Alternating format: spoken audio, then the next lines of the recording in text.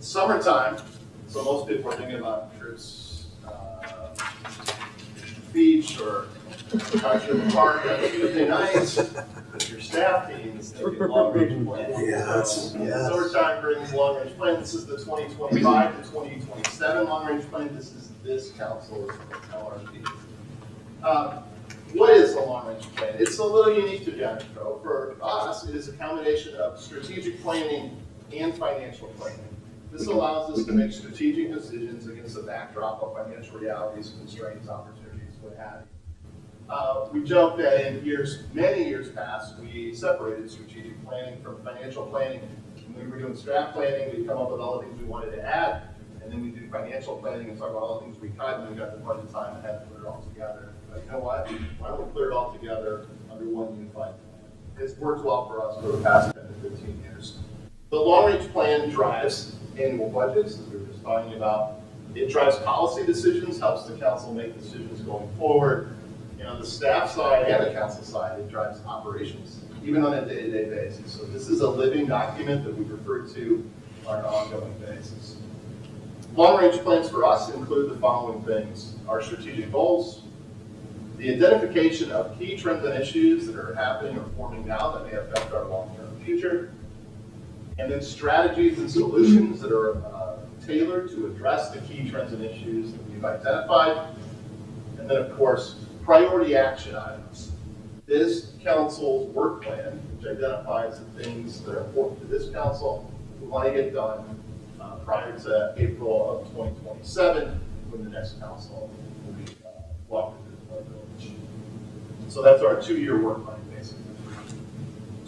We talk a lot about our flight analogy and what level of work are we asking the council to do. We are flying at the higher levels of this, so this is big policy direction, 30 and 40,000 feet in our flight analogy.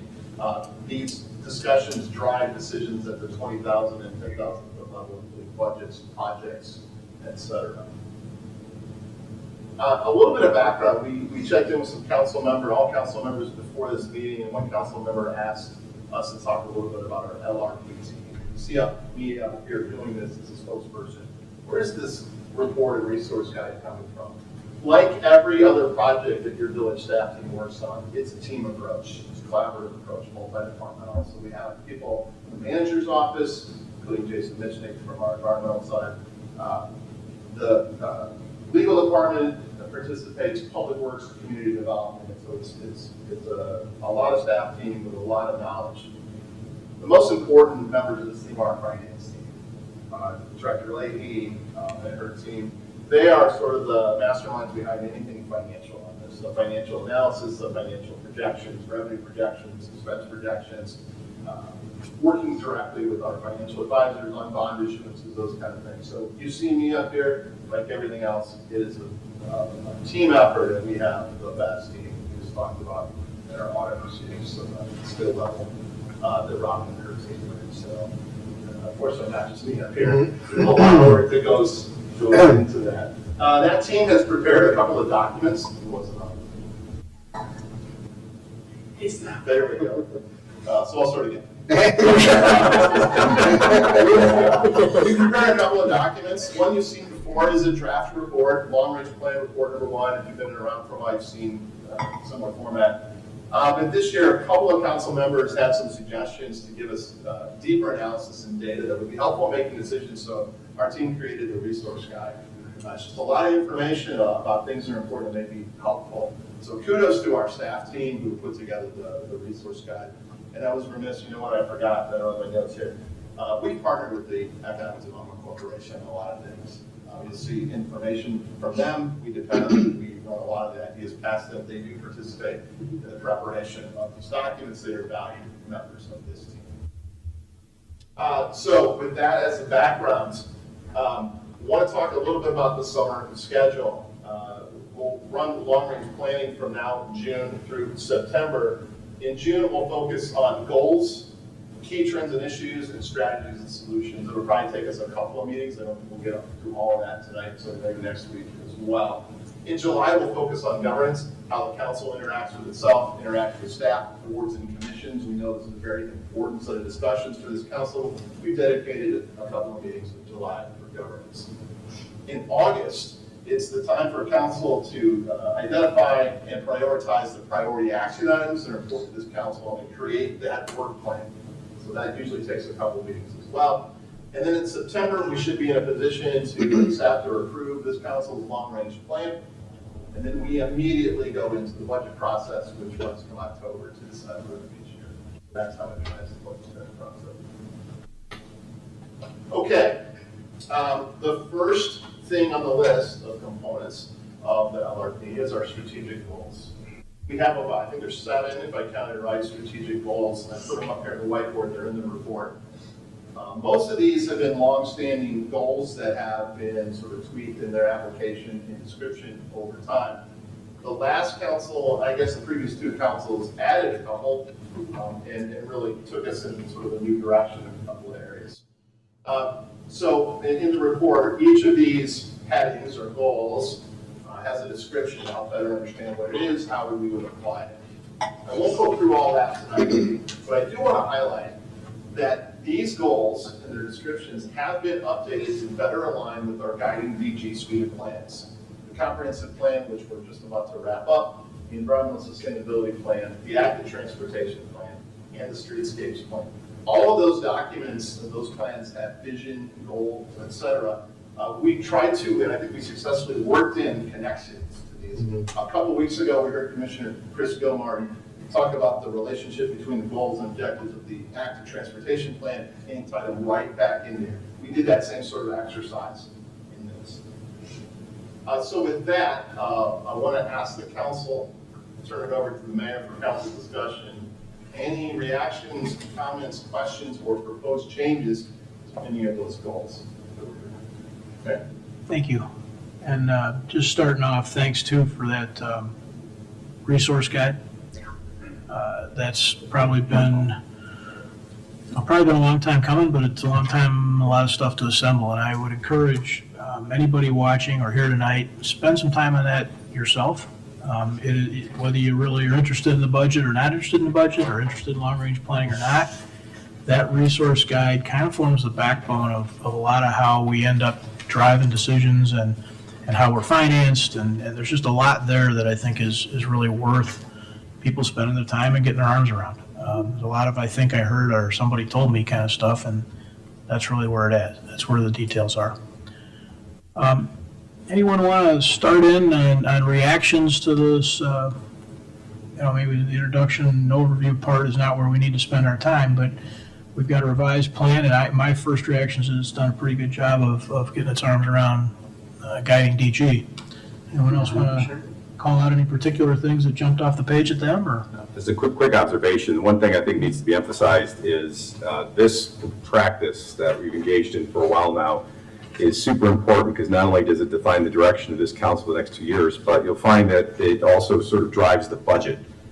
So that when we get to the budget, it's pretty much, well, of course this is what's in the budget, because this is what we've been talking about for 6 months. And it almost seems as though we don't talk about the budget very much, because a lot of the decisions and the discussion, the public input have already taken place. So when we get to the budget document, everyone looks at it and says, well, yeah, this reflects what we've been talking about for 3, 4, 5 months. So let's go. That's been very, very effective.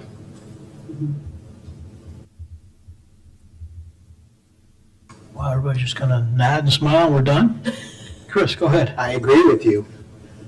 Yes, Mayor. I agree with you. This is super great. I think the resource guide is excellent. A lot to get through, and so I think it's going to be important that we digest that and maybe do some more discussion about it. But really helpful. Fortunate to be on the EDC in a way where I have some insight into this, because some of the stuff came out of those discussions. So, but they've certainly helped me get a clearer picture. And we all have some uncertainty of what's coming, and these are the kinds of things that we need to look to. In terms of the goals, I think they are updated and working in a way that I think it does align with what we're trying to do. So I have no changes to that other than to say they look great. Yeah, I will echo that. I mean, the resource guide is not only, helpful for us, but also for the public to kind of understand the long-range process a little bit better.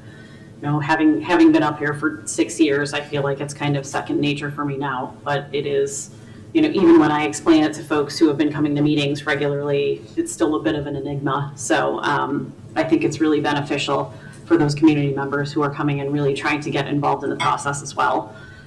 In terms of the goals, I do appreciate the linkages to the comprehensive plan and also our new plans. I appreciate the definitions, the clarity. Again, it makes it a little bit easier to really kind of target for in terms of priority action items as we start to move forward.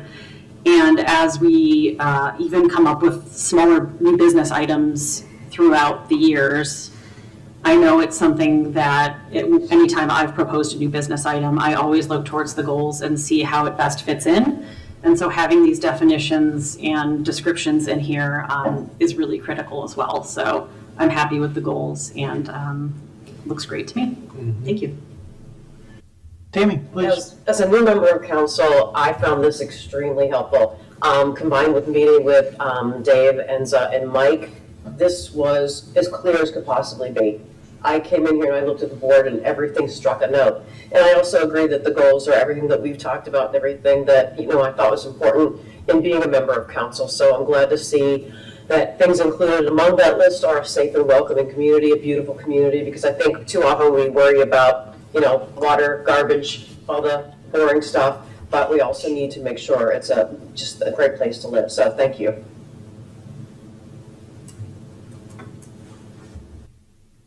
All right, I want to highlight a couple of things. Just these aren't necessarily, thumbs up or thumbs down. They're just observations, but I think they're important to recognize. One of them, when we talk about property tax levy and the use of the public safety stabilization assignment, I wish there was a way we could try and find, I know how that, I certainly was here when that got established. I know how it got established, and I know the choices we've made to this point. But there's some striking things, which is if you take that away for the moment, then our expected increases on the expense side are like 2.5 times what, for instance, COLA adjustments through Social Security Administration are. And so it's worrisome. I don't know the current number, but the number of residents in the village of Downers Grove that are in some way tied to or limited by those income sources. And yet, this is not a budget that just goes out and spends a bunch of money for fun. These are goals that we've all talked about, we've all planned on. I think residents will tell you they're important to them. But when you hang a price tag on stuff, it feels a little different. So with the use of the stabilization assignment, it gets those things a little closer, right? It's a little less than twice as much. But increasing our expense side and therefore the need to increase the revenue side at 3 times is going to be tough. And yet the biggest driver there is probably the pension component.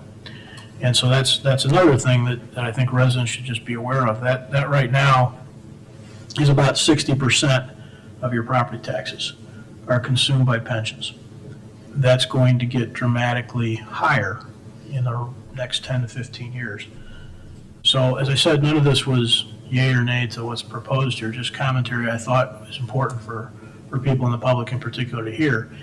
And that goes back to, as Dave alluded to, our partner at EDC. It's one of the reasons that is so important. We've taken some heat over the years for having an interest in drawing businesses here and the work we've done to bring them here. We've taken some heat over the years for development and how we seem to be promoting development. And indeed we are, because if we just take our future demand and hang it on property taxes, it's going to be unsustainable for a lot of families in Downers Grove. So it's just kind of a reminder of where the magnitude of these things are. It feels like we've got a pretty reasonable plan sitting in front of us, but it is going to hit people hard. So just something to keep in mind. Just to clarify, 60% of the village portion, Right. Yeah, right. Yes, thank you. Yeah, not all property. thank you, Martin. Those are great segues. build from that and go into Please, go ahead. the next section. Give a little bit of background. We've been doing this approach for years. In the last 4 years, coming out of COVID, the most recent long-range plan, we've been really fortunate because we've enjoyed, like a lot of other municipalities, very strong revenue performance. And we've coupled it with the damage way of being strategic and smart in our expense control. In a lot of ways, the last couple long-range plans, while challenging in some ways, have been more, well, a little easier because we've been really blessed with the ability to, like, where are we going to put this strong revenue performance to work for the village? And we've done a great job. The council has directed things like this building, social services, things like that. So we've enjoyed that over the last 4 years.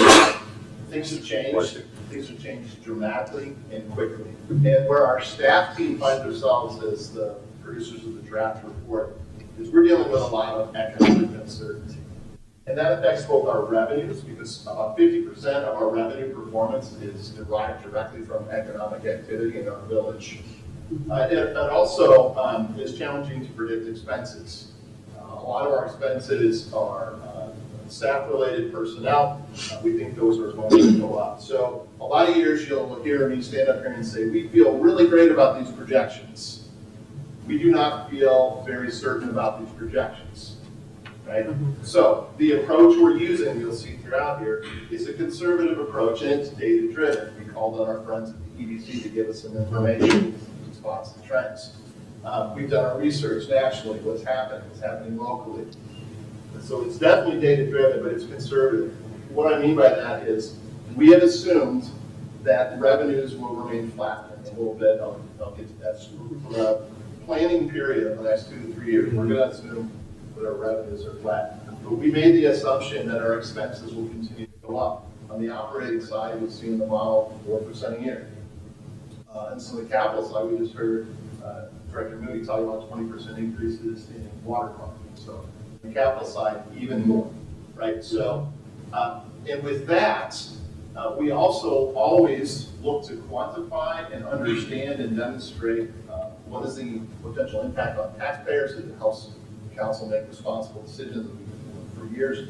And so you'll see all of that here. So coming off of a period of strong revenue performance with money that we can place strategically, now we're talking about uncertainty, which causes us to use this data-driven and conservative approach. So that's really what you'll see in this year's plan. Moving on to a key summary. That economic uncertainty is likely to affect and is affecting many, many attributes of the village operations and therefore our finances. So you'll see in this long-range plan report number 1, many more topics that are typically in, usually have 3 or 4, like 9 or 10. Right? It's a long report. And kudos to our staff team. The LRP team has come up with a proposed set of 3 recommendations, which when working together could address 5 of the major trends and issues that we've identified. What I'd like to do tonight is go through a summary of the key recommendations, and then we'll turn it back to the council for discussion and questions. However, those of you who know me pretty well, one side of a whiteboard is not enough. So if we want to, as driven by council, we can flip this over and you'll see almost every one of the sort of chapters in the LRP report up on the board with some graphs, et cetera. So at any point, if a council member wants to take a deeper dive, or a topic like the mayor just brought up, property tax, that's all set up on the other side of the board, we can do that. All right, so going over the key recommendation summary. There's 5 key issues we want to highlight, you'll see in the report. The first is that our concern about our long-term general fund sustainability. Revenues appear to be flat. In fact, some of our key revenues have declined in the last year. Sales tax-related revenues have declined slightly. Ambulance fees have declined precipitously, about 20%. We think that's going to stay in that way. The ambulance fees is driven by fewer people covered by Medicaid and less revenue coming in from a federal program that reimburses us for those costs. So our key issue number 1 is our general fund. We think expenses are going to outpace revenues, causing us to have to make a decision on either the expense side or the revenue side to make that sustainable. That's a very broad description of the general fund sustainability issue. The next issue is a similar thing happening in our capital fund. Increasing expenses and flat revenues. The capital fund is funded by property tax, home rule sales tax, and telecommunication tax. We basically have seen the report that we think with our current fund balance and our existing revenues, we have enough money to pay for maintenance of our infrastructure systems going forward for a handful of years, but we do not have enough money to pay for the expansion of our infrastructure systems, i.e. guiding DG types of things.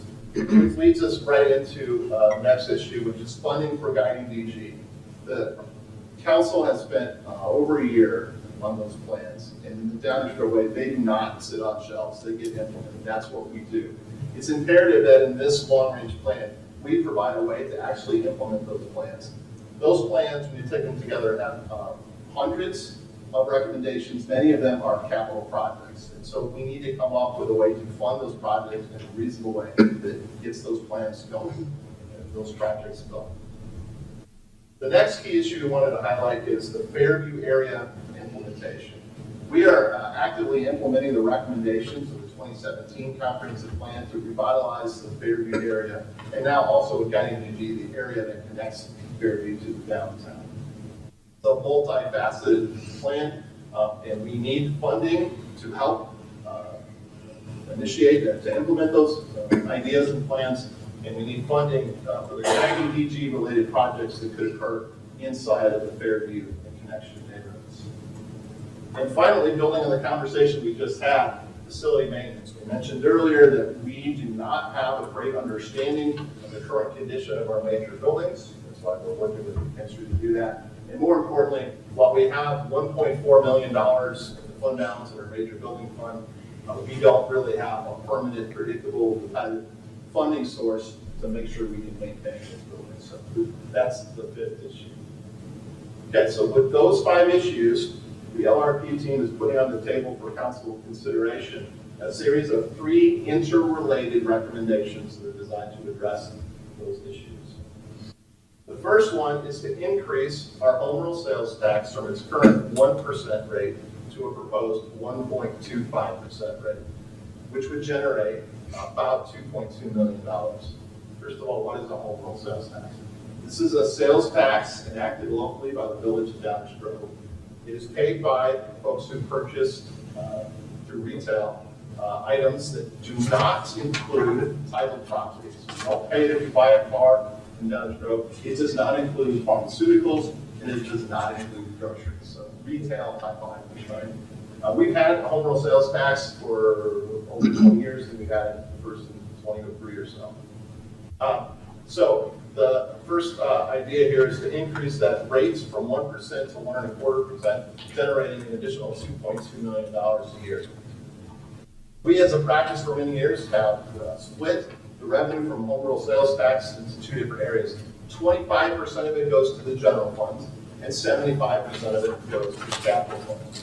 So if we were to take this recommendation of that 2.2 million, about 500,000 or so would go to the general fund, and we think that is putting us in a position to address, at least for the next couple of years, maybe a handful of years, the general fund sustainability issues that we identified.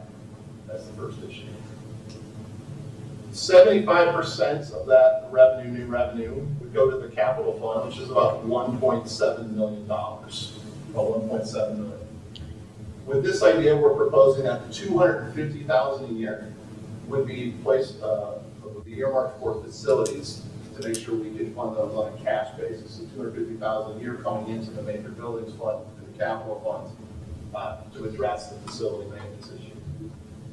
We also think that $250,000 a year of that $1.7 million could be used on a cash basis, pay as you go basis for capital projects. Could be anything in the guiding DG suite of recommendations. It could just be other things that aren't necessarily in guiding DG that are expansions of our infrastructure system. Think gateway sites, things like that. So $250,000 there. And that leaves $1.2 million. We'll talk about it then. Is there any way you could turn the board a little bit? Those of us over here are a little. Yeah, great. Thank you. No. Okay, It is also in the packet. I know, but it's easier to see, look it up there. Thank you, much better, thank you.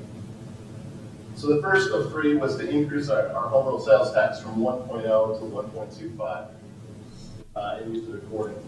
The second component is the idea of creating a tax increment financing district that would cover the Fairview focus area and the connection area. First, what is a tax increment financing district? It is both an economic development tool and a financial approach. What it does is in a specified area, it allows you to invest new tax dollars that are paid based on increases in property value in an area. Take that increment and invest it back into that geographic district to do things like public improvements. There's other things that you can do with that money as well, but it's really capturing the money that's generated by us facilitating revitalization and putting it back into that area.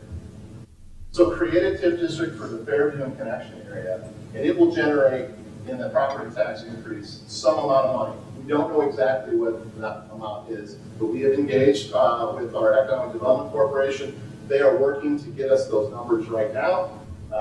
How much would likely be generated in the TIF district there? We could, in the same manner, we proposed to split the $1.7 million from the capital side. We're proposing a similar split here. We'll take some of that annual increment, keep it on a cash-funded basis, spend it as it comes in year after year on things like guiding DG recommended projects in the Fairview Connection area, and also other elements of the Fairview plan implementation, facilitating redevelopment. And that leaves another portion we'll get to in a second. I'm already there. Here it is. Number 3, issue up to $20 million in bonds. Issue up to $20 million in bonds. First of all, what is a bond? When you're on the village side of things, a bond is a loan. We're taking out a loan, a mortgage, right? We're borrowing money. When we borrow money, we have to pay it back somehow as well, right? And so from the village side, issuing bonds, it's a debt instrument. So $20 million, where do we get this number? We came at this from 2 different directions. One is, in working with our financial advisor, they said this is a number that, given our current and likely future condition, we're still likely to maintain the lowest cost of borrowing, which is a benefit to our taxpayers. Think AAA bond rating. They can't guarantee that we keep our AAA bond rating, but this is a number that seems reasonable. That's a good thing for our taxpayers.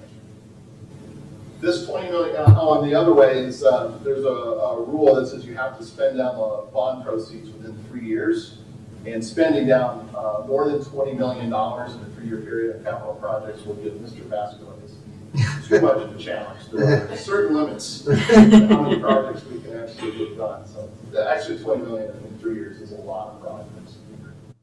So we're thinking that this would actually be 2 different bond issuances. The first one would be about $15 million. When you run the math on that, the bond payments are about $1.2 million a year. Hey, wait a second, that's the number we said we'd get back to, right? So this $1.2 million of this new home rule sales tax increase would be used to pay off those bonds. And we'd use the proceeds of $15 million for those new capital projects and to address construction of guiding DG capital projects. The other bond would be somewhere around $5 million with estimated annual payments of about $500,000. We think those annual payments are about what we could expect to get out of the TIF increment in the Fairview TIF district. And so, I'll put down an arrow here, this should be down here.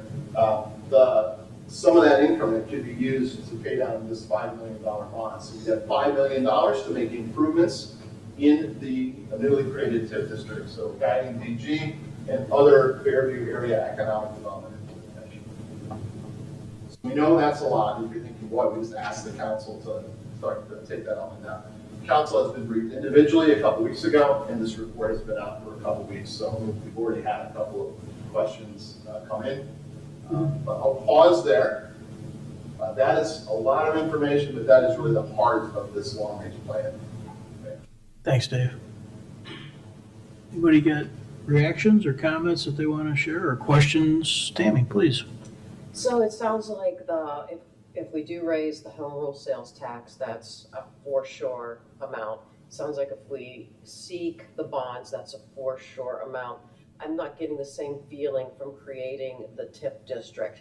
How sure are we that that work that the EDC is doing will get us to the number we need to come in from the TIF? Yeah, first I'll start with the commentary on the certainty of the 2.2 and what have you. This $2.2 million estimate assumes that the flat revenue projection we talked about earlier would maintain Would play out. flat, right? And so, based on what we receive now, if you increase it from 1 to 1.25, that's pretty solid. I think we're pretty solid. The annual debt service payments of about $1.2 million on a $15 million, yeah, we're pretty good. The financial advisor said we're probably in that range. That number may be a little bit higher, a little bit lower based on interest rate environment at the time.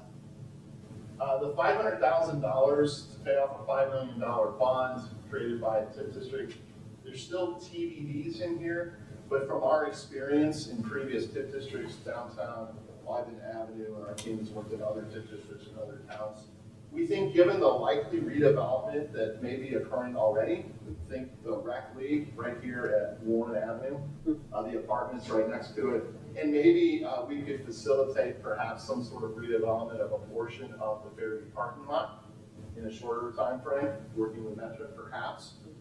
We're pretty comfortable that we would get about $500,000 a year. Okay, thank you. Mayor, maybe just follow up. Yep.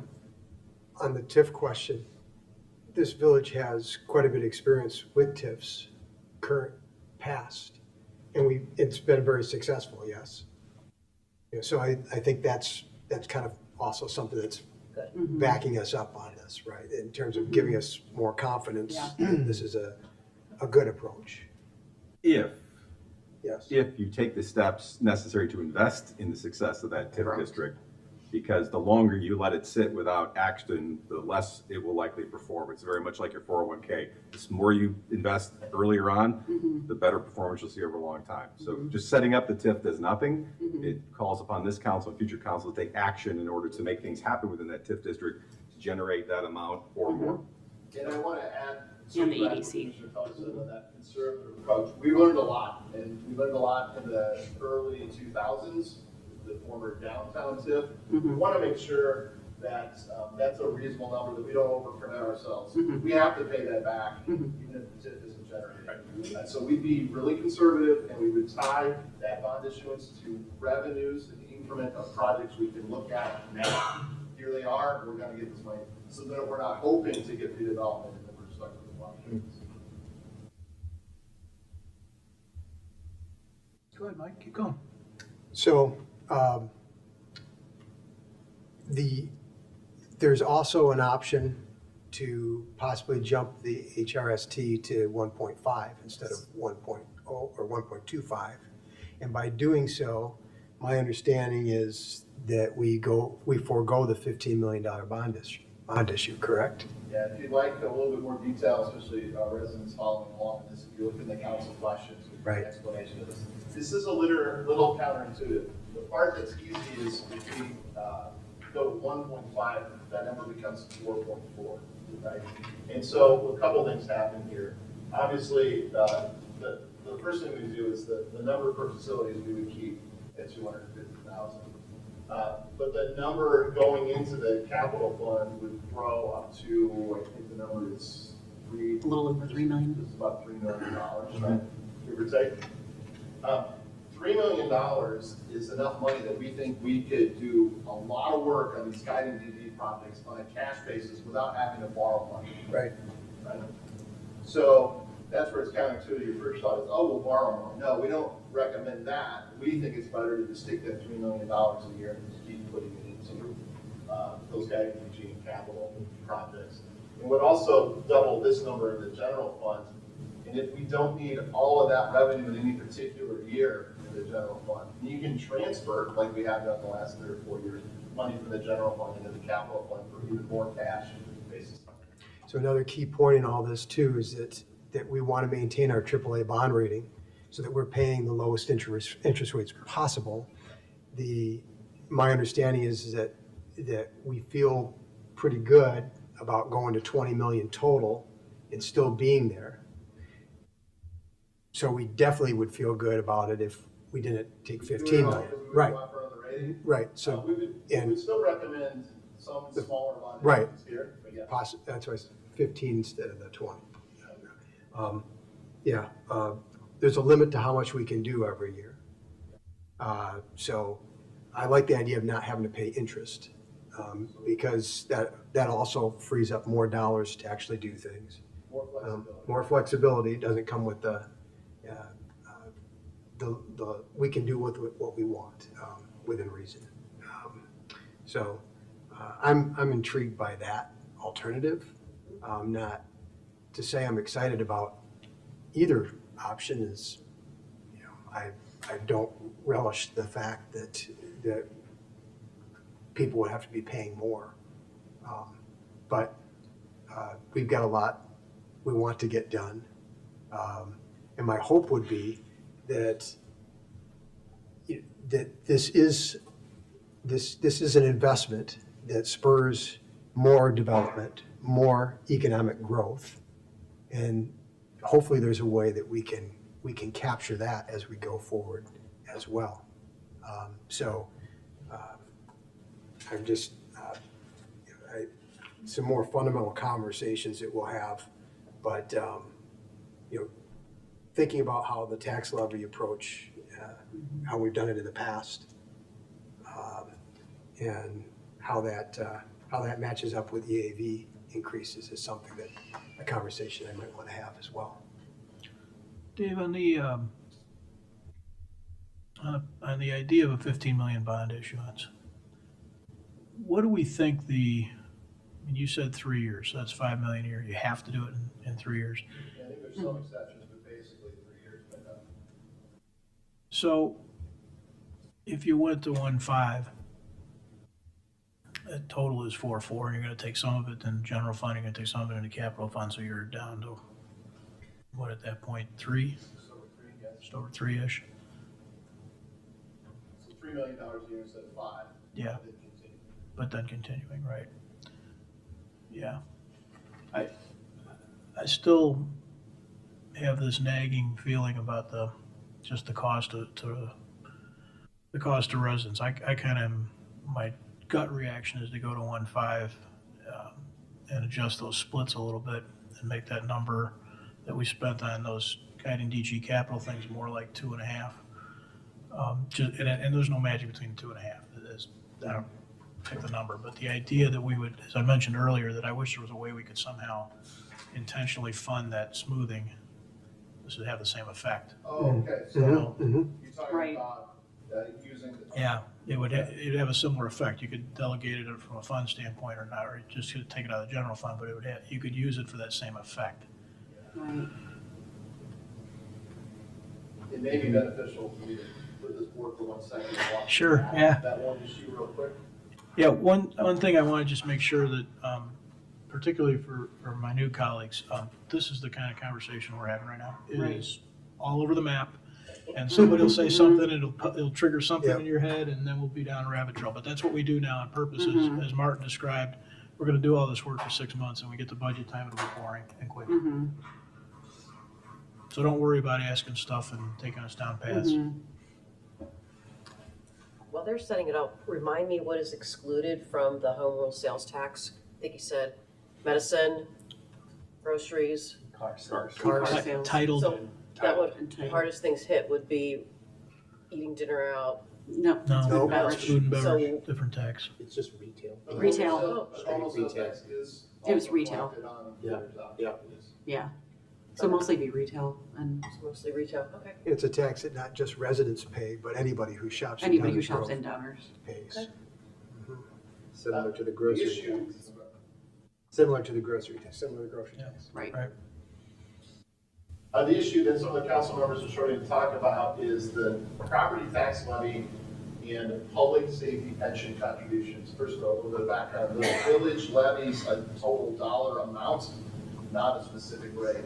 So we levy what the council says we need in terms of actual dollars, and then the rate, what each individual pays on the property is based on that property's value compared to the rest of the village. The tax levy has a couple components. We use it for some operations, we use it to pay down some debt on the Fire Station 2 bonds, and we use most of it to make required contributions to our public safety pensions. We have a fire pension fund and we have a police pension fund. It's required under the state. The state law sets the benefits.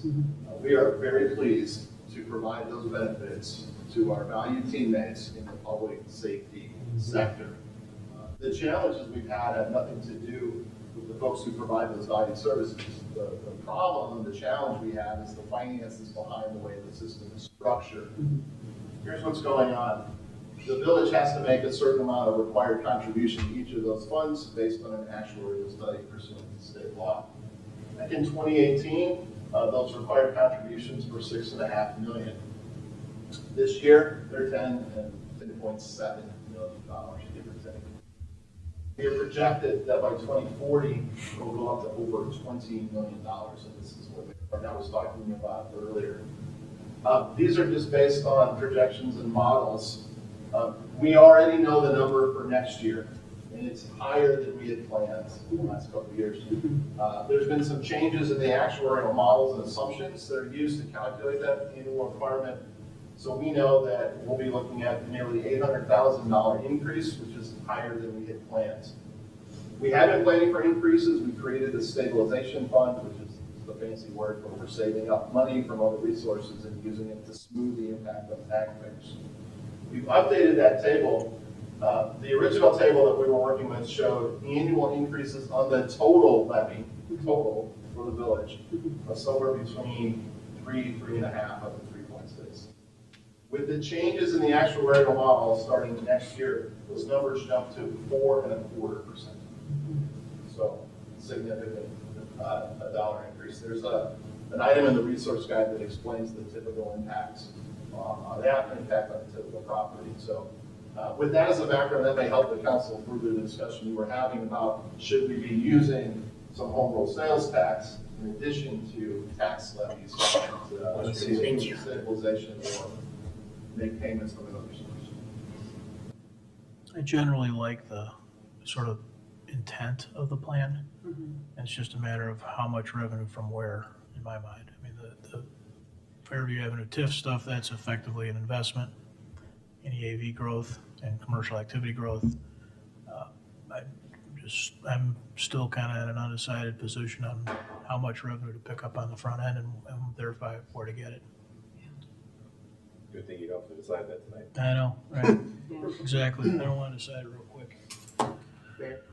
Yeah. Yeah, jump in. Yeah, so I think for me, I think it's, I too am a little undecided. The, sort of feels like one fell swoop with the home rule sales tax. And I am a little concerned about all the eggs being in that basket with so much uncertainty. And I just wondered if there's a way, given the various revenue sources that we have, if there's a way to sort of spread it out a bit more. I think just with the ongoing economic uncertainty, I would hate to have our eggs in one basket and then find that that doesn't perform as well, and then we're sort of back to the drawing board. And so maybe it's smaller incremental across multiple sources rather than one large one. I know that the 1.25 is sort of that seems to be the standard to go up in quarter points, but so I am a little torn about the 2.5 to 1.5, the 1.25 to 1.52. I like the idea of not borrowing, but I also, and this might be anecdotal, but when we participated in the larger EDC discussion, which is the basis of the memo that the EDC sent over, where we got some feedback from a lot of different stakeholders in town. One of the things that stood out to me was that these developers and these folks who are looking to bring businesses in, a couple of them highlighted two towns, and that's where people are trying to get into, and it's Downers Grove and it's Elmhurst. And when I looked at Elmhurst's home rule sales tax, they're at 1.5. So that's one piece of information. But it did make me think about that as, I've had some conversations with some of you about 1.5 being the top of the table. Yeah. So maybe we've earned it. I don't know. But I do think that it's maybe important to look at a few things there. The other big concern that I have been particularly interested in looking at is the impact on the car sales in town, right? So we're intending on having a meeting with some of the dealerships through the EDC coming up, but I am very concerned about the impact of car sales. I was able to get my hands on some data that I think is pretty solid, and I'm going to try to see if I can work with Brian at the EDC to actually get it. It was sort of given to me in a way to just take a look at it. But these projections, which are kind of industry standards, are not showing 25 as a great year. I know in the report it talked about Q1 being strong, but that I think was because of the tariffs. People were sort of trying to get in while they could. Yes. Yeah. So the projections are down 10% year over year, and continuing to go down now. Probably, again, we'll see it come back up in 4 or 5 years. But it's a few years, and with that being 25%, auto sales being 25% of our sales tax, we just have to be real cognizant of that. I think that's probably even part of a broader discussion as we maybe get Q2 numbers in and take a look and see what the impact is. But I think it's going to be very important for us to keep an eye on that and do what we can to help move that along. There's some trending around EVs, and that sort of hits around 2027, 28. That I think is going to help the uptick, but there's also smaller margins. So there's all kinds of things that we can discuss. But that's one I think we're going to take a hit on, and I think need to be prepared to be able to figure out how we're gonna backfill, for lack of a better term, in that regard. So I just, in the nature of throwing stuff out there, that's something I wanted just to make sure we sort of talk about. But I just have this feeling of trying to figure out if there's a way to spread it out more incrementally, not so much one swing, and maybe that's a way to stabilize it a little bit. Just to connect some dots and build on what Commissioner Gilmar was saying, you mentioned that the automobile sales account for 25% of the line item sales tax, which is a big one for us. But earlier I stated that we projected, especially in the operating, that revenues would be flat. If we experience 10% declines year over year for a couple of years, then we're wrong and we're too optimistic. Yeah. And so that's just building on Chris's point there, that would shift that line down. Yeah.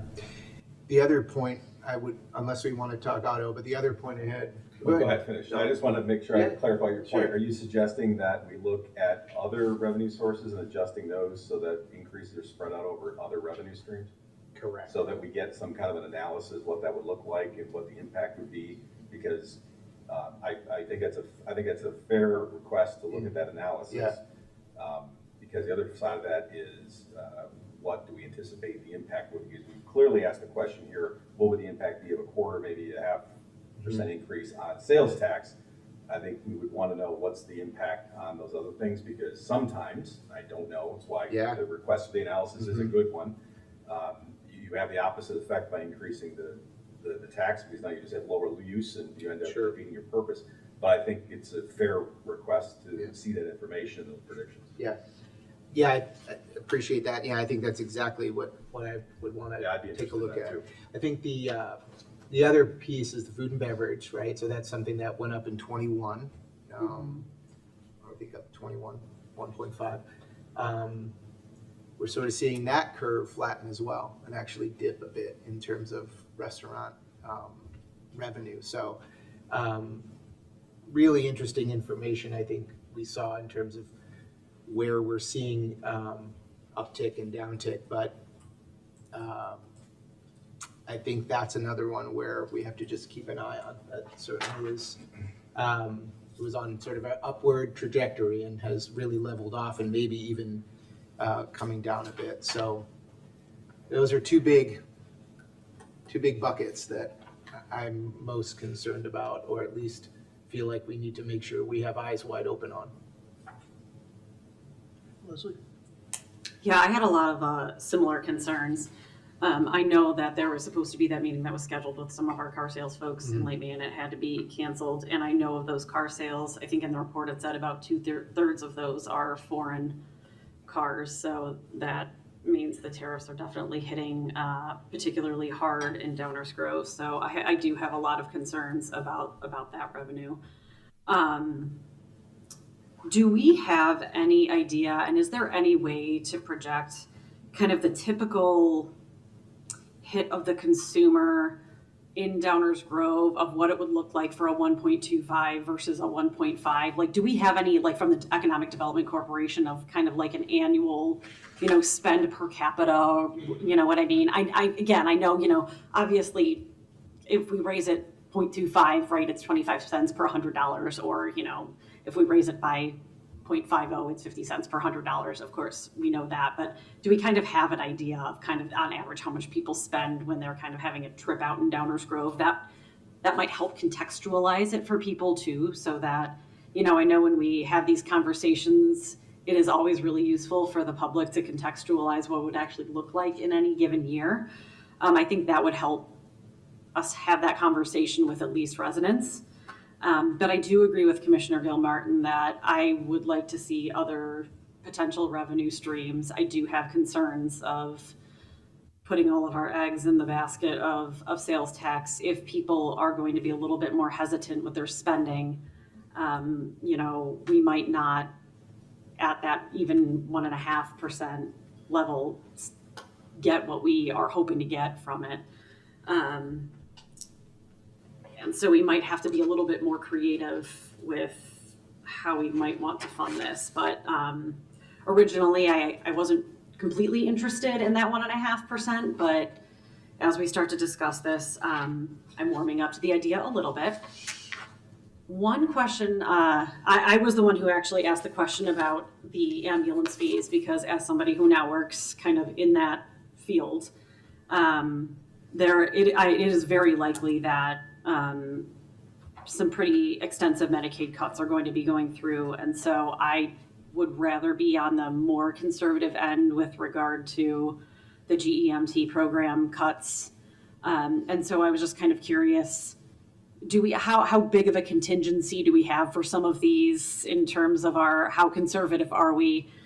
Because I think it's likely I personally think that we should probably not necessarily bank on any of those funds, just knowing kind of where the negotiations are going within Congress right now. So Commissioner Sadowski, if you could get some comments, Commissioner Gilmartin's comments, these revenue projections are too high. Because if there's 700,000 a year in ambulance fees, and in auto sales, if they do drop 10%, you can't do that kind of algebra. Yeah. Right. These numbers are wrong. And so if we hear that concern from the council, we can go back to the drawing board and we can be a little more conservative in that projected line. Mm-hmm. Do an analysis of other revenue streams that might help that. One thing we do know, without doing any additional research, is that the only truly predictable revenue being counted is the property tax. Right. And unfortunately, that is already being stressed. Right. Required contribution to. Mm-hmm. Tammy, go ahead. Yeah, could you talk to me about the building permits as a revenue source? It looks like that hasn't increased much. Who does that pertain to? And is that manipulable? And would that aid in revenue stream? Yes. Building permit fee revenue is one of our major revenue sources. So when you pull a building permit for a small project or a large project, you pay a building permit fee. They're generally designed to be two things. One, competitive in the market, and two, generally related to the cost of providing the service of the building permit. So yes, we do control how much a building permit is try to tie that to the cost of services, not necessarily treat it as a revenue source. Of course, here's what really happens. In the years that we have a lot of development activity and or a very large project like one of the downtown apartments or one of those, and that revenue goes up. In the years that we don't have a lot of building permit activity or it shifts to smaller type projects, and that number goes down. So this number can be pretty cyclical based on the economy. I see Commissioner Davenport nodding for his day job, I'm sure. So we could adjust the rates.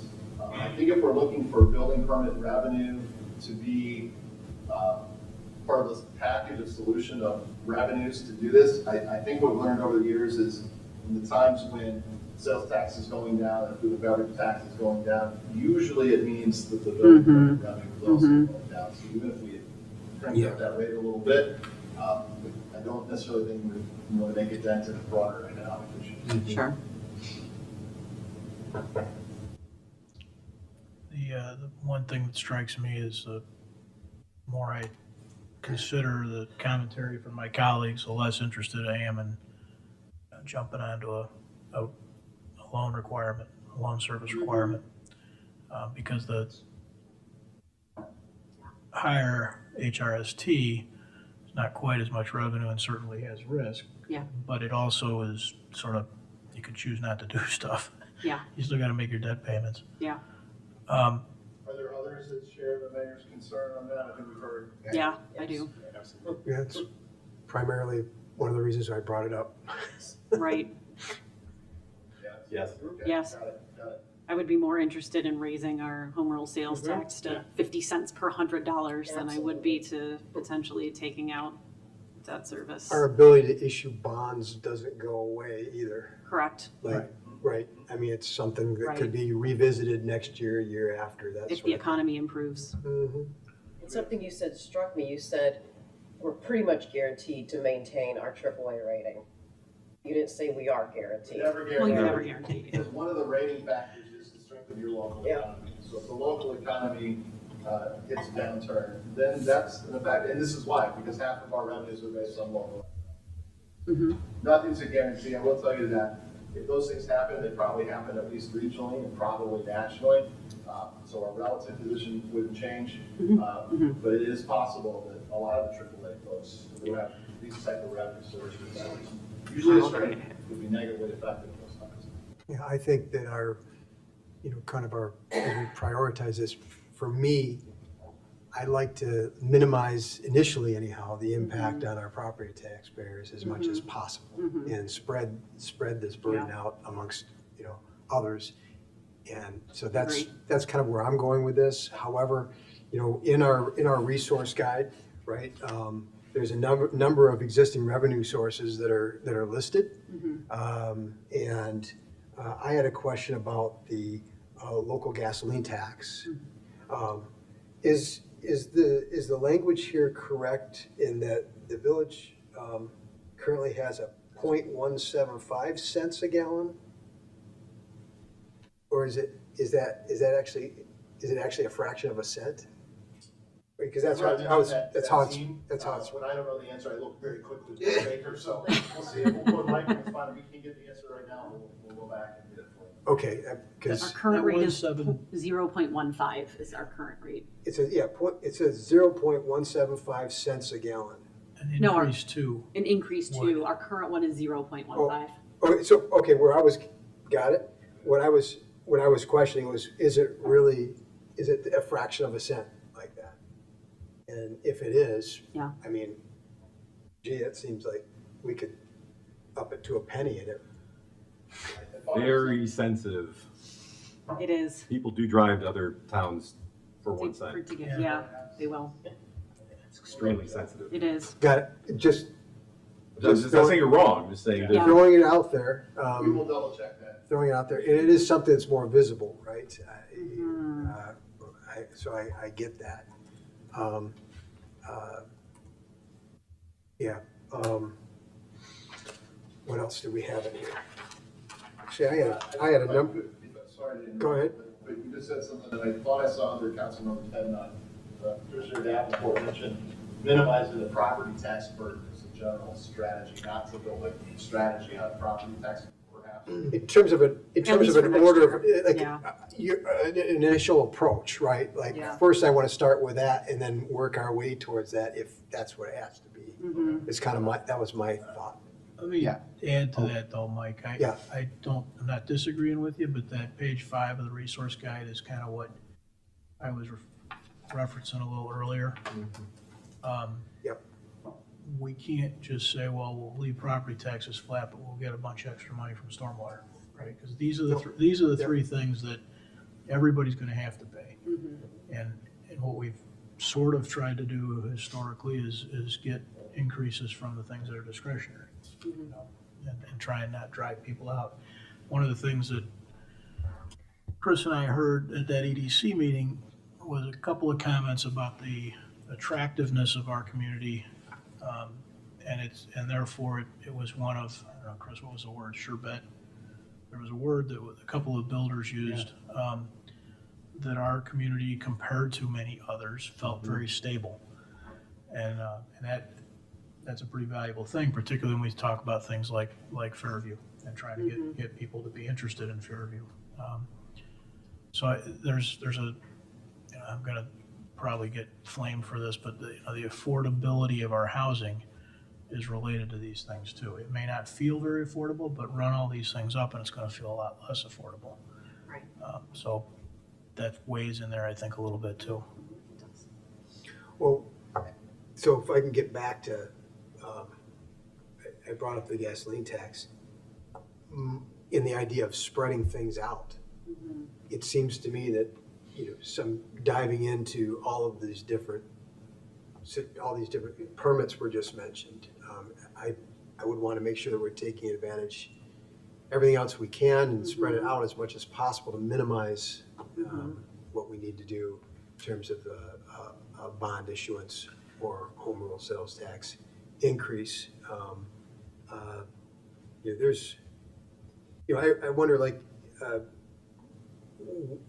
fines and, on code enforcement, how are those numbers set? And are those things that we should look at all? And We can look at it. However, the fines are really not a good and reliable source of revenue. It's not material. And usually, our first goal on these things, property maintenance, is compliance, right? Mhm. Compliance. And a lot of times, or most of the time, we end up in a court proceeding where a lot of that fines that might actually be levied, we don't see a lot of. Right? Okay, well, just throwing out, we just had a conversation last week about our inability to collect from somebody who is, so it just got me thinking, are there other other things that we're missing out on because we can't collect? I mean, I don't know. E-bike drivers, E-bike drivers. I think we got a Yeah. source coming real quick. Right, there's something. All I'm getting to is, and I understand some of these other things just seem maybe minuscule compared to the task at hand, but I don't want to leave any stone unturned. I want to make sure that we're doing everything we can, including looking at efficiencies. And, because that's the other end of it, right? Is how can we spend less money to free up dollars to do these other things that we want to get done? And so I want to bring that up as well. I also want to take the opportunity, I know finance, legal, and fire are all working on expanding our sources of revenue based on fire responses. You might see that Okay. in the budget as well. So I know that's Chief Gonzalez and Director Leahy that are on those couple points as well.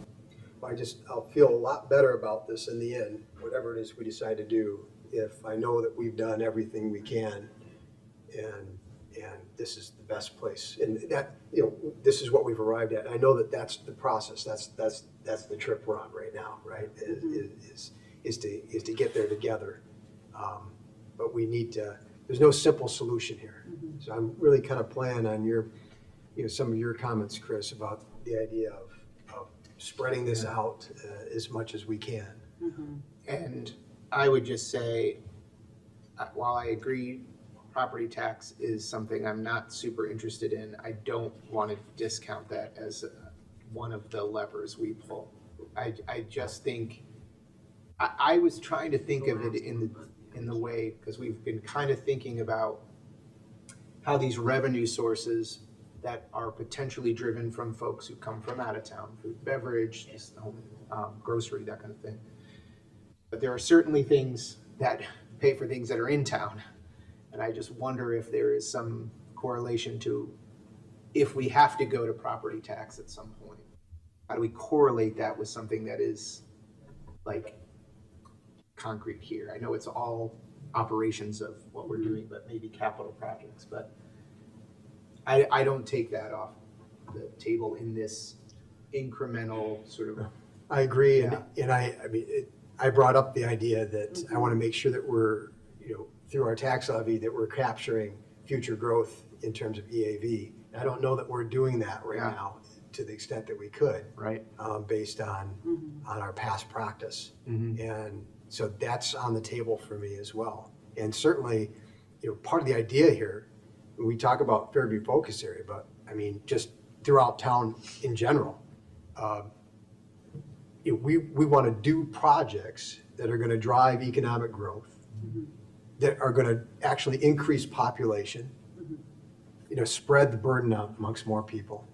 And so kind of going forward, I'm going to want to be prioritizing those projects that help me get to those places Yeah. as quick as possible, so that I can use that growth as a resource to fund the things that we want to do. And I'm hoping if we could possibly not levy as much, that maybe we might get to a point where we feel like we don't need to, which would maybe is Pollyanna time here from Davenport, but it's worth a shot. And that will So, also diversify our economy as much as possible, right? right, oh, sure. What you're really saying is, rather than generate $1 to spend, generate $1 to invest and get 3. That's it. Dave, there was a time, I don't remember when, apologize, but we had done a broader, maybe not deeper dive into alternative revenue sources. And is that worth sort of dusting off, at least so that everybody has it in front of them to spark Yeah. thoughts and ideas? It was like 2019 or 2020, right? Do it every 5 years. It was around COVID. The shortened version of this, it's COVID, Is absolutely. that what it was? Yeah, it was COVID. Yeah. That probably would be worth circulating, just as, reminder. I want to pick up on something Mike said, and this is probably not super friendly to say, but Mike, by doing what we've been doing, you could make an argument we're covering for other taxing bodies. Because when we levy this dollar amount instead of a fixed rate, and we sort of don't capture the EAV, we are capturing the EAV. What we're doing is effectively letting the EAV reduce the village's component, and for an individual property. And so what happens is it gets buried because we're 9% or whatever, right? And so it never gets felt by our residents. So our residents they do feel it, they just don't know they feel it. But it kind of has that effect. We end up sort of covering, or I don't want to say we're not taxing what we should, because certainly we tax plenty. But it's a philosophical question there about how we're going to go about assessing the costs of operating the village. Yes. It's just because we tax in a different way from just about every other Right. governing body, and so it confuses everyone because they think every time we build a new building, Right. that somehow we're getting more revenue, but truthfully, we're not. Another good reason to read the resource guide.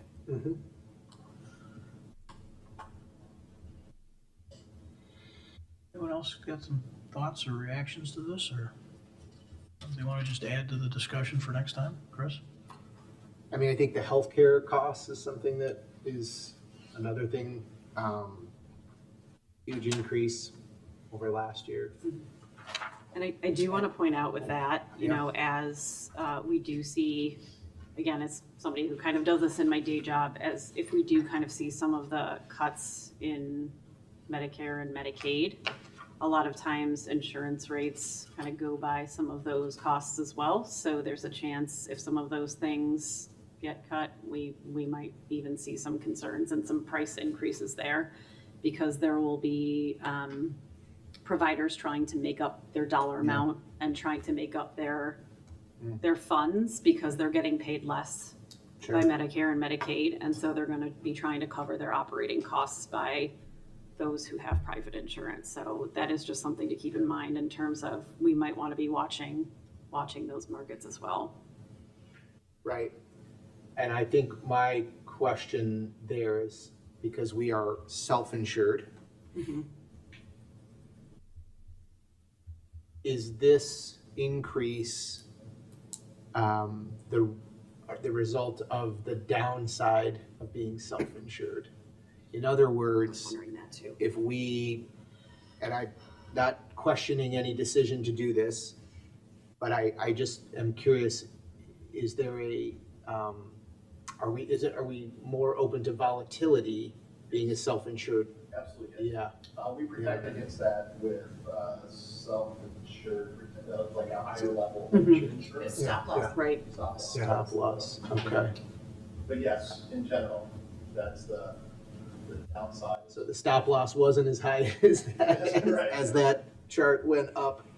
And if you're wondering what we're talking about, it's, I've got too many things open here, but there is a big chart in the resource guide that shows our cost in insurance has gone up, or maybe it's in the That's I think it was in the resource guide. page 15 of the report. of the 15. report.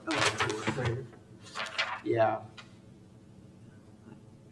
Sorry, bouncing around here with all these conversations. Yeah.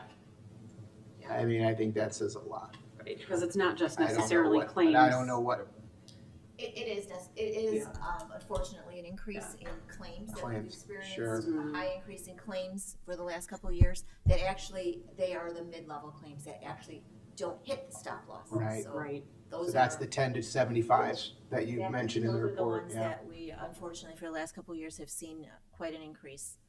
But like Yeah. Dave said, it ebbs and flows, and we've just had a couple of rough years. Just to highlight a couple of bullet points under the strategies and solutions that we're hoping to see positive things come out of it. Controlling costs by continuing to educate employees on healthcare consumerism and utilization, such as advocating for early cancer screenings and pharmaceutical alternatives for expensive specialty drugs. And that's something that we think that we're going to see some benefit from going forward, that we haven't had as much. And then incorporating plan design changes and technological advancements to assist with decreasing health plan costs.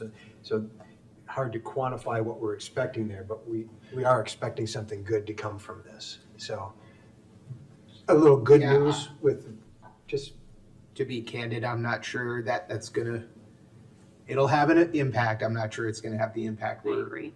that's gonna change this. I guess my question then is, do we have any insight into what has driven this up, or is it just sort of case, is it pharmaceutical, is it, There is definitely an increase in pharmaceuticals. okay, Both with some new drugs out there. yeah, So we are exploring, again, plan design changes and Okay. different things to address those. because as a self-insured organization, we still work with folks to help us kind of figure out how, Absolutely, we Yeah, absolutely. okay. do. Yeah. yeah, I And mean, so we track all that, Sure. yeah. yeah. can I bounce back to the, on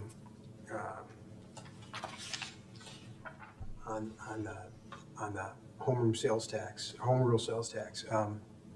I think it was Lombard has some, actually does some additional tax in certain districts. Is Yeah, That's it's our something that we could- understanding that as part of the previous economic development activities around the Northtown Mall, schools that result in varying tax rates within their Oh, that is interesting. So that's I don't know that we want to do that, but it's a tool in the box if we wanted to talk about it. I don't know the pros and cons. It's called a business improvement district, and we've explored it a couple times in the past. It could work really well on small and medium-sized, specific redevelopments too. We explored it on Waterfield redevelopments. Right, so maybe just, thinking of our comprehensive plan and those focus areas, we start getting down the road and looking at 75th Lamont and other things like that. These are things that we can be thinking about. That bid idea is not ever been taken off the table. It's always been a little bit like a sales tax rebate agreement or a TIF, and we've been able to pencil out a net positive over time. And that takes not only us, but it takes a participant as To the well. table, yeah.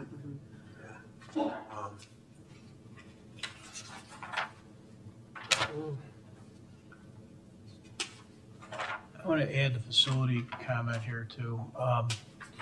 When, I'm not gonna make you flip the board, Dave, but when I was talking about that split, the home rule sales tax split, I was talking a little bit property taxes, but I also wanted to talk about facilities.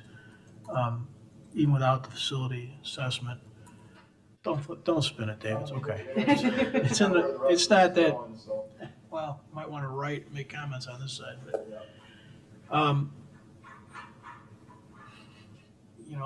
we don't have a facility condition assessment yet, but all of us are pretty aware to some degree of the relative nature of our facilities, right?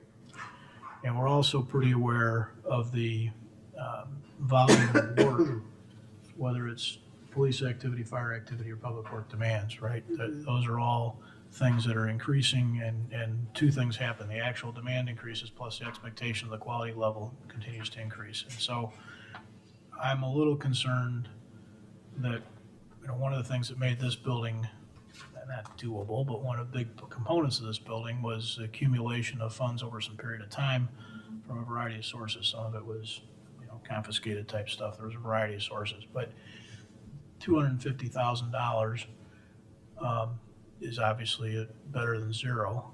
But I wonder if we're kind of missing what that demand really is. I guess I expect that to, not so much a condition assessment thing, but as a demand and use driver thing. I don't think that, there's a couple of buildings we know we wish were nicer, but we're doing a lot of work not in the other facilities, and just the volume of equipment that you're moving in and out, the people that you're moving in and out, the times of day you're doing it. I can't help in my head but wonder whether or not we're going to be having bigger needs than we're thinking about right now. The needs not driven so much by condition, but by service demands. We completely agree with all of that. This $250,000 in front of the table was just for this couple-year horizon. Get the maintenance plan back and we start to assess those broader things. We don't think that's enough. One of the things that we were hopeful, or good things about this, is the flexibility of this. So if we had shifting needs, we could move some stuff around. Even the bond proceeds, we would ask ENSA to write those documents in such a way that even though we pledge it for this, we would have the flexibility to use it on other things like this. So, this is not enough. This is not going to be enough for a long-term solution. So these $250,000. Mayor, just related to what you just said, and circling back to something I mentioned earlier, annual funding source in place to support the long-term maintenance of village-owned facilities. I'm very interested in establishing a fund dedicated to that. A dedicated revenue source. Yes. Right. Yeah, sorry. Yes, Right. yes. We have a major building fund. Right.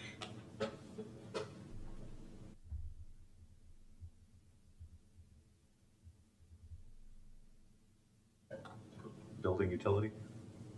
Oh, you would.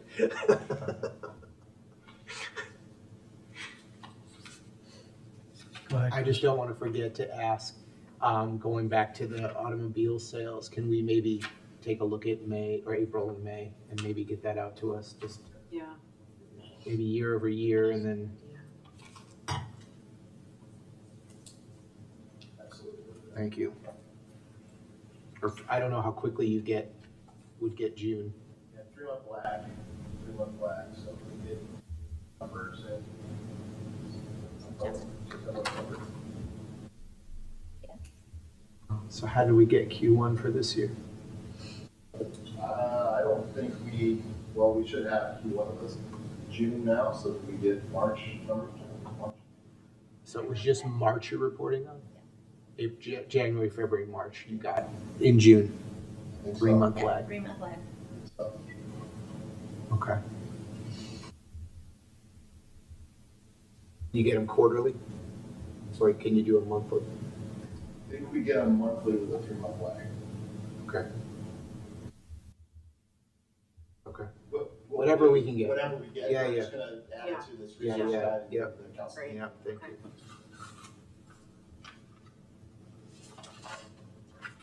Do we have any information, going back to home rule sales tax, from when Elmhurst changed theirs, or from any of these other villages, to see what the actual effect was?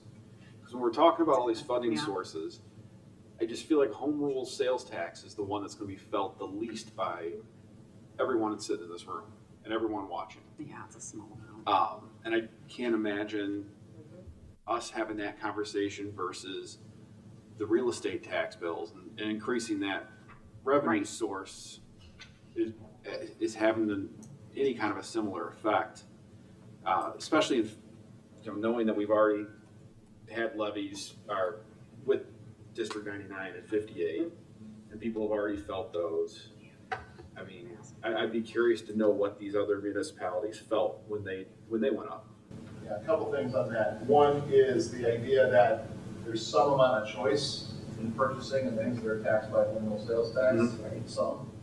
But property tax, you have to pay whether you're renting or owning somehow, Yeah. you end up paying whatever that increase is.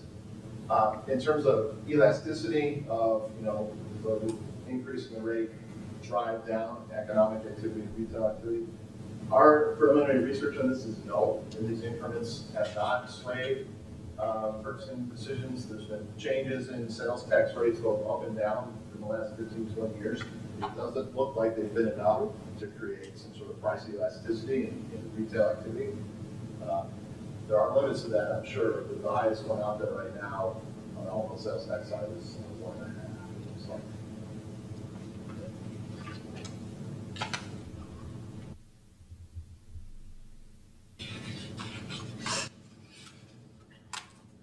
I had asked on the outstanding debt issues, you're going to update this chart to include when our outstanding debt issues are going to retire. So that's some information we'll get going forward too, that maybe has some relevance in the timing of what we do going forward as well. To be blunt, if there's something going off in a couple years that allows us to do something and thereby the taxpayer really wouldn't feel the difference, right? So one of those things is already accounted for. One of the ones that's rolling off in a handful of years is the retirement of the debt on Fire Station 2. That is part of the debt service payment plan on this building. It's part of the shift from Station 2 to this building is part of the financing.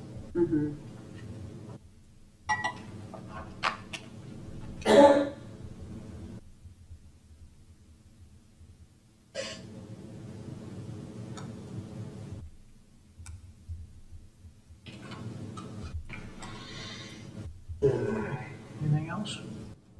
And maybe just to highlight briefly, if anyone's looking through the information that we've got, we are considering a typical house in Downers Grove to be something of the magnitude of $474,468. And now I'm looking for the other chart. Of that amount, your tax bill, $791 of your tax bill is coming to the village of Downers Grove. So you might say, well, that's a lot less than maybe what I thought it was. Because I know what my tax bill looks like. And this is a pretty small piece of it. So I think we're, just to demonstrate we've had some pretty thoughtful conversation up here tonight. And the reason this is small percentage as it is because of the work of past councils and great leadership work of our staff as well. And hoping we can continue that trend going forward. That's all.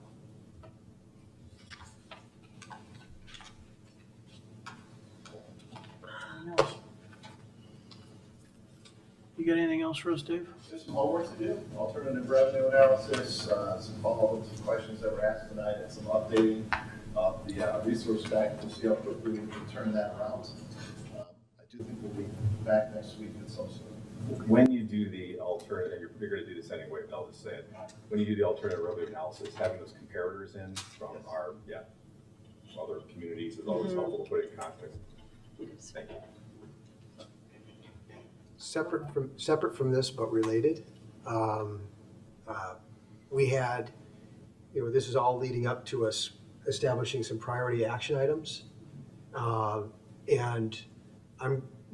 we don't need to talk about this tonight, but I am interested in knowing whether this council has any thoughts on accelerating, if you will, the two items that did not get completed in the previous LRP, that being related to trees and the other being related to signs. There's already been a good deal of work done on these items, and knowing that, looking at the timeline, right?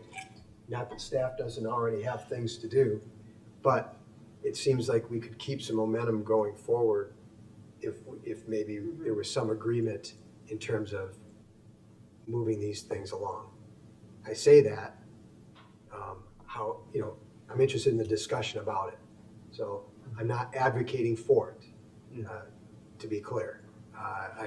It was a thought that I had, and to be frank, I'm not sure if, in the analysis of, as we go forward, looking at other priority action items, other things I may feel are more important than these two things. So, And to that end, if it's appropriate for staff to jump in, the priority action item discussion in a lot of ways will be like all the other previous years. But one really different aspect of this year, it's those guiding DG implementation. The capital projects we're already starting to talk about. There's a lot of policy recommendations and programs in a lot of those plans. And we are still analyzing the draft comprehensive plan. This is what we're working on now. There's hundreds of recommendations in there as well. We would recommend that the council, before talking about those, let staff sort of get you the universe of what we think is on the table, because it's way bigger than we've had it before. Of things already listed in plans that exist.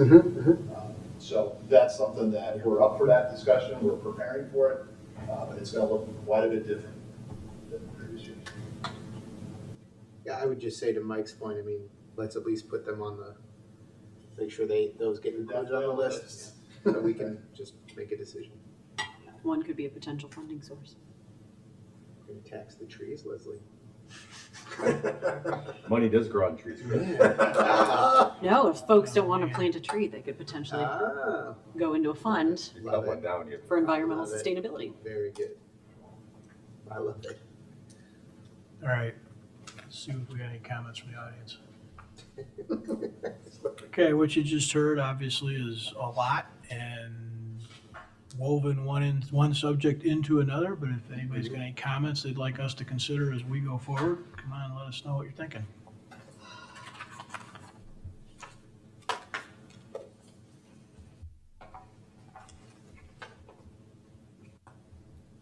It is a lot. Question that first is, where is the resource guide posted? I missed it, if it's available online. Okay, thank you. It's a little disheartening to hear again how little percentage-wise the village tax burden is to the taxpayer. Money is fungible. The tax bill is the whole bill, whether you have a little piece or no piece or a big piece.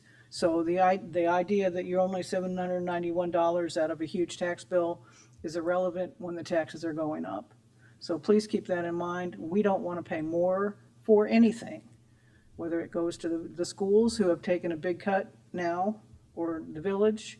It's a big, taxes are going up. We just got our tax bills, and it's, in some cases, staggering. So just because you're little doesn't mean you have no effect. There's also a suggestion that maybe you can make the numbers work by not doing projects that don't have to be done. And to focus on things that would really be of benefit. Some respects, Fairview focus area. The downtown designscape doesn't need to be done. We have a lovely downtown now. And, you know, I mean, and y'all want to keep cars away. You don't want us to come down and shop. So that would be helpful. I can shop someplace else and say the sales tax that you're going to increase. But I think that your priorities and your way of thinking about this, that we have to do all this work, we have to do these investments, we're going to borrow money to do it, and we can raise this tax, that tax, and another tax, is not the right frame of mind for the benefit of the village and the taxpayers. I mean, we've had enough, to be honest, so thank you.